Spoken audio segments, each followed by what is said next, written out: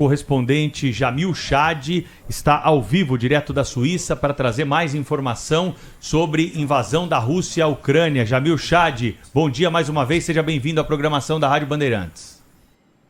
Bom dia, meus caros, bom dia a todos. De fato, um dia bastante tenso aqui na Europa, não apenas pela questão da segurança, mas também pela questão da crise humanitária que pode seguir a esses ataques russos que começaram esta noite e que já geram uma enorme preocupação da parte das agências internacionais, mas da própria União Europeia em relação a possível êxodo massivo de ucranianos para os outros países da região. Algumas das previsões, Pedro, apontam que se a guerra continuar, se ela ganhar uma proporção ainda maior, nós poderemos ter aí um fluxo de 5 milhões de refugiados ucranianos cruzando a fronteira para os outros países europeus.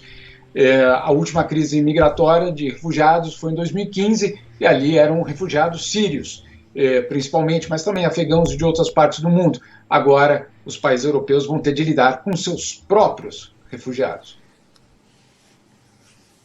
Jamil, as declarações depois do presidente russo e do presidente ucraniano trazerem aí as suas declarações sobre os últimos acontecimentos, claro que estão sendo seguidas, por pronunciamentos de outras lideranças mundiais. Qual é a expectativa na Europa, que depende do gás russo para a sua economia? Há uma questão muito forte econômica por trás desses conflitos. A Europa vai entrar de cabeça nessa história? Já tem alguma notícia, algum pronunciamento oficial de lideranças europeias a respeito da participação do continente nessa questão do leste europeu?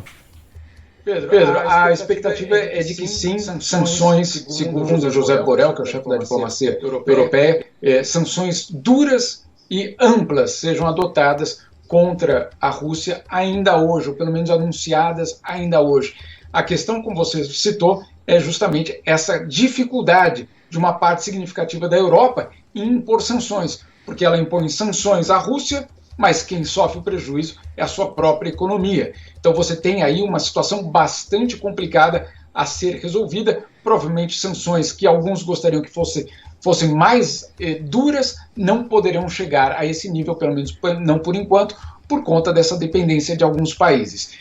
Dito isso, existe pelo menos uma tentativa do Ocidente, lê-se, União Europeia e Estados Unidos, de adotar algo coordenado.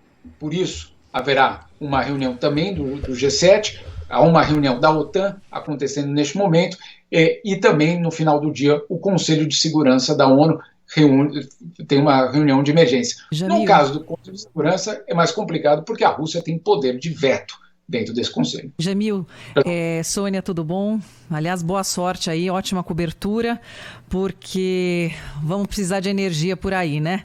Deixa eu te perguntar, querido, a Ucrânia é o maior país territorial da Europa fora a Rússia, com 44 milhões de habitantes. Como é que você está vendo? Como é que a ONU está se preparando para uma grande crise migratória que virá? Infelizmente é inevitável. Com muita preocupação, porque olha só, Sônia, bom falar contigo também. No final do ano passado, a ONU fez um apelo para que os grandes países doadores, aí são os países ricos, mas principalmente aqueles escandinavos, claro, Estados Unidos, Canadá, Nova Zelândia e outros países que são tradicionais doadores em ajudas humanitárias, que eles saíssem ao resgate também da situação ucraniana, porque já era muito delicada a situação econômica no país, e com um número muito significativo de pessoas em extrema vulnerabilidade. A ONU pediu naquele momento, Sônia, 190 milhões de dólares para um resgate à Ucrânia. Não resgate, não um pacote financeiro, não estamos falando de FMI, estamos falando de comida, de abrigo, de cobertor, numa hora, claro, complicada. Isso antes da guerra começar, 190 milhões de dólares. Ela recebeu, Sônia, apenas 9% do que ela pediu. Então, de uma certa forma, a ONU sabe que existia, pelo menos naquele momento, uma grande ignorância no sentido, um menosprezo pelos apelos feitos em relação à Ucrânia. Mas você acha que aquele risco de xenofobia, que a gente infelizmente já assistiu aí na Europa, ele aumenta agora com essa situação? Essa é a grande pergunta, porque países vizinhos como Hungria, do Viktor Orbán, ou a Eslováquia, ou a República Tcheca, deixaram muito claro nos últimos anos que não receberiam refugiados, não receberiam imigrantes, inclusive ao lado do presidente Jair Bolsonaro dizendo que haveria um pacto para não deixar que tratados internacionais falassem do direito à imigração ou direito de refugiados. Só que agora, esses refugiados, eventualmente, serão refugiados europeus e cristãos. Então não há esse debate, pelo menos não deveria haver, porque os argumentos foram desmontados. E aí é a questão de saber se esses países europeus vão fechar as portas para outros europeus ou se haverá algum outro tipo de acomodação. Essa é uma grande pergunta e um grande desafio que é colocado hoje à Europa, certamente. A Alemanha acabou de anunciar hoje pela manhã que vai sair com um pacote financeiro para ajudar a Polônia a receber os refugiados ucranianos.